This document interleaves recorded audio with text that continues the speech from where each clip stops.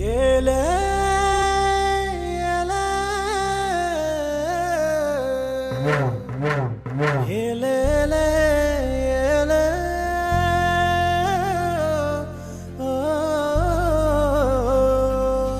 நாலா பக்கம் மலை இருக்கும், நடுவுல தங்க சிலை இருக்கும்.